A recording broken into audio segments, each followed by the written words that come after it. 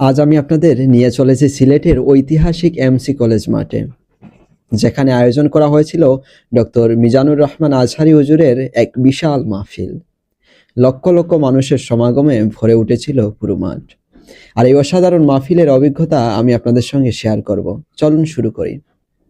আজহারি হুজুর মাহফিলে আসার পর এখানকার চমৎকার আয়োজন, সাজানো গোছানো পরিবেশ এবং শৃঙ্খলা দেখে খুবই প্রশংসা করছিলেন। কিন্তু পরবর্তীতে কি এমন ঘটেছিল যার ফলে আজহারি হুজুর অর্ধেক ওয়াজ রেখেই চলে যেতে বাধ্য হন? জি ঠিক আছে, সিলেট আজকে কি করছো এটা মনে থাকবে। যেহেতু আমি সেখানে সরাসরি উপস্থিত ছিলাম, সো এই বিষয়টিও আসলে কি ঘটেছিল ভিডিওর শেষের দিকে তুলে ধরার চেষ্টা করবো ইনশাআল্লাহ। মাহফিলে যাওয়ার আগেই বুঝতে পারছিলাম আজ একটা অন্যরকম কিছু হতে চলেছে। রাস্তার দুই ধারে মানুষের ভিড়, গাড়ি আর বাইকের সারি দেখে বোঝা যাচ্ছিল কত মানুষ এখানে উপস্থিত হতে চলেছে। মাঠে পৌঁছে দেখলাম বসার তো দূরের কথা, দাঁড়ানোর জন্যও জায়গা খুঁজে পাওয়া মুশকিল।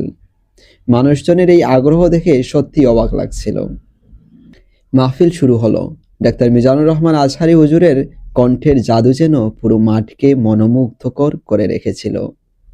তিনি কুরআনের আলো থেকে এমন কিছু বিষয় আলোচনা করলেন যা আমাদের দৈনন্দিন জীবনের জন্য অত্যন্ত গুরুত্বপূর্ণ। তার বয়ানে যে গভীরতা আর বাস্তবতার মিশ্রণ, তা যেন প্রত্যেকের হৃদয়কে স্পর্শ করছিল। হুজুরের আলোচনার একটি বিষয় আমাকে খুব বেশি নাড়া দিয়েছে। তিনি বললেন, আমরা যদি কোরআনকে আমাদের জীবনের পথে প্রদর্শক করি তাহলে আমাদের জীবন হবে শান্তিময়। কিন্তু এই পথটা বেছে নেওয়ার জন্য আগে নিজেকে পরিবর্তন করতে হবে। এই কথাগুলো আমার হৃদয়ে গভীরভাবে প্রভাব ফেলেছে। পুরো মাহফিল জুড়ে একটা অদ্ভুত শান্তি আর ভ্রাতৃত্ববোধ ছিল। এত বড় সমাবেশ কিন্তু কোথাও কোনো বিশৃঙ্খলা নেই। কিন্তু এত বড় মাহফিলে লক্ষ লক্ষ মানুষ চারদিকে।